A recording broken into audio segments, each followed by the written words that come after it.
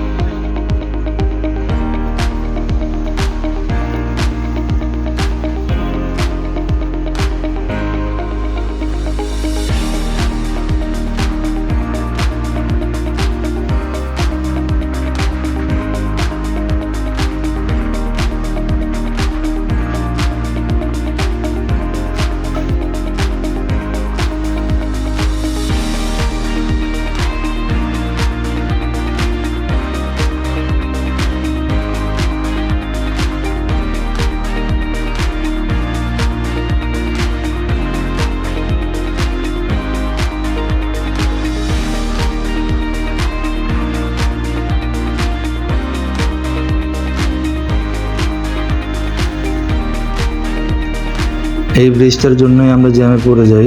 এই ব্রিজটা হচ্ছে ওই পারে যে ব্রিজটা দেখা যাচ্ছে ওটা নতুন করে তৈরি হচ্ছে, তাই এটা হচ্ছে সাময়িক একটা ব্রিজ। এটা হচ্ছে খুবই সংকীর্ণ। এখান দিয়ে হচ্ছে গাড়ি যেতে পারলে আসতে পারে না, আসতে পারলে যেতে পারে না, তাই এক লেন অফ রেখে আরেক লেন দিয়ে গাড়ি ছাড়া হয়। এজন্য সেখানে প্রচণ্ড জ্যাম, আর এই জ্যামের কারণে মানুষের কয়েক ঘন্টা লেট হচ্ছে। তো এই কাজগুলো আগে করতে পারতো। এই সময়টার জন্য এই কাজগুলা আসলে মানুষের জন্য খুবই ভোগান্তিদায়ক। কিন্তু কেরানীগঞ্জের রাস্তাগুলো খুবই সুন্দর, দুই পাশে সবুজ প্রকৃতি এবং নদী আছে, খুবই সুন্দর।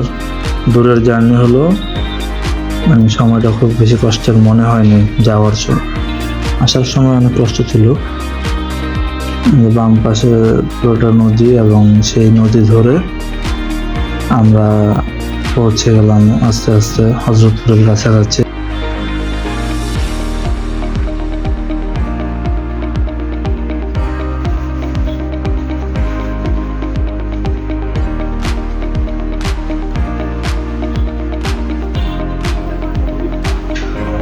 সবচেয়ে ভালো লেগেছে এই মুহূর্তগুলো। বাম পাশে নদী দেখা যাচ্ছে, মানুষ গোসল করতেছে। নদীর পানি খুবই পরিষ্কার ছিল। আবার সেই নদী দিয়ে ট্রলারে করে করে গরু যাচ্ছে, মানুষ নিচ্ছে। এই জিনিসগুলো প্রথম দেখা, ট্রলারে করে গরু আনা নেওয়াটা খুব একটা দেখা হয়নি। তো নতুন একটা এক্সপিরিয়েন্স। আর হচ্ছে মানুষ এই নদীটা খুব সুন্দর রাখছে, এটা হচ্ছে বড় কথা। ঢাকার নদীগুলো তো দেখার মতো কোনো অবস্থা নেই আর কি।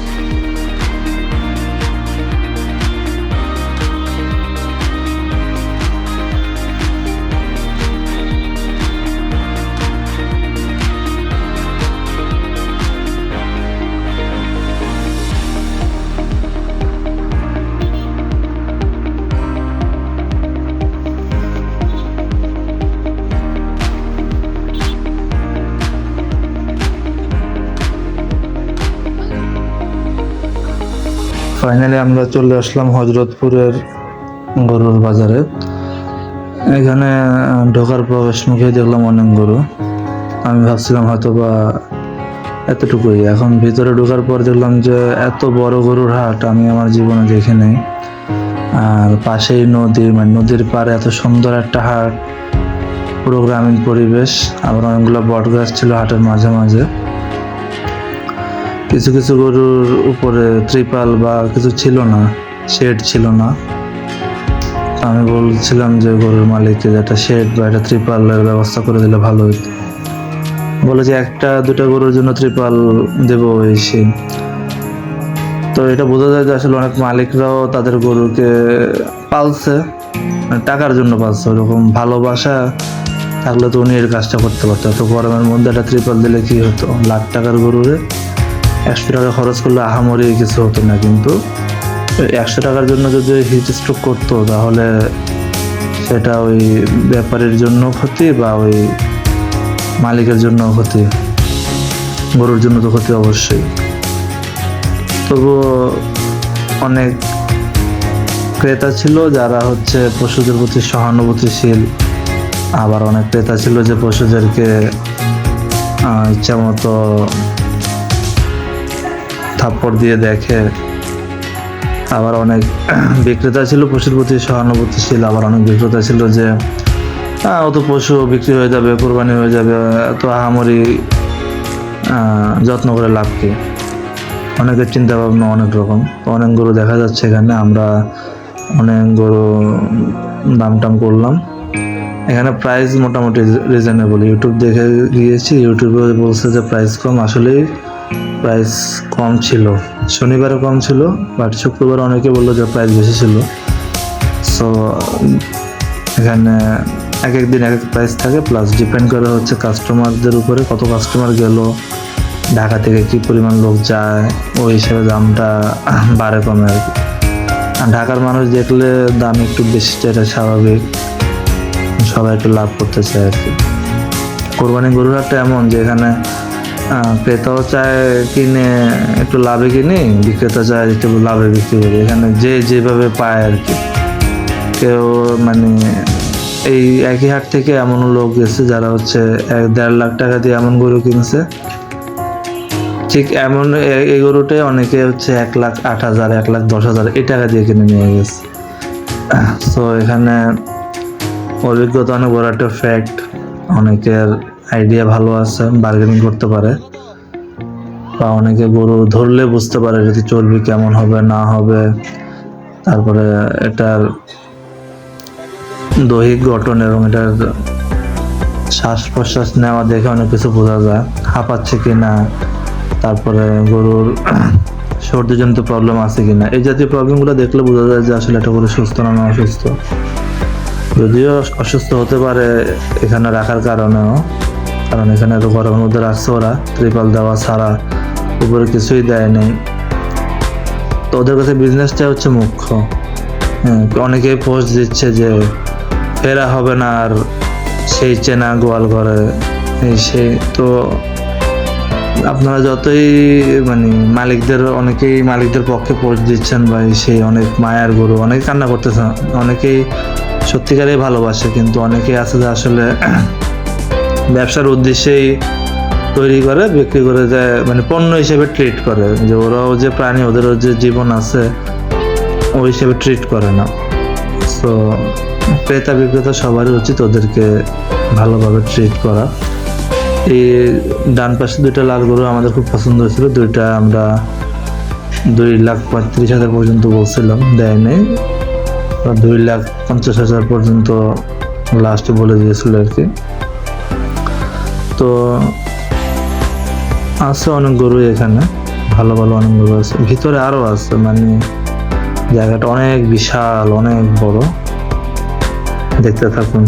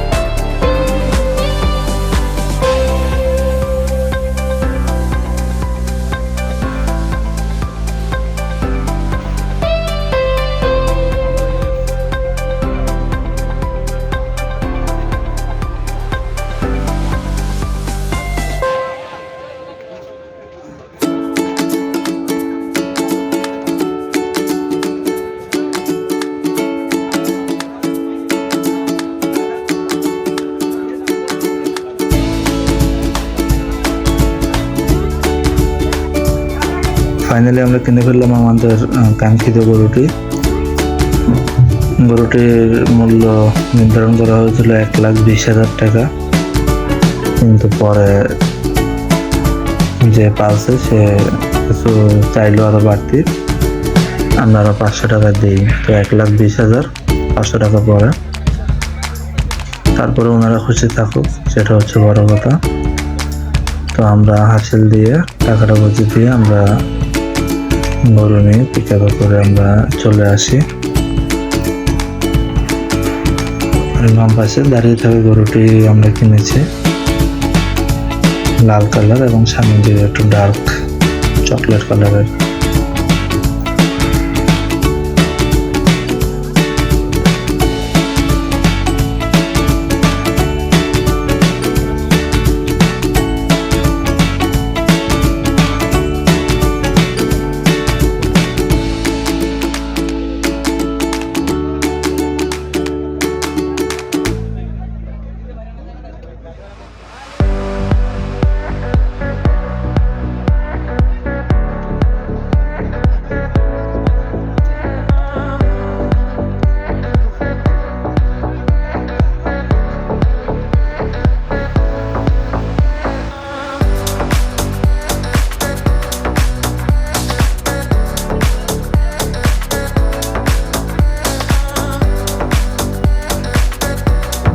তারপর আমরা গরু দুটাকে পিকআপে তুলে ফেলি।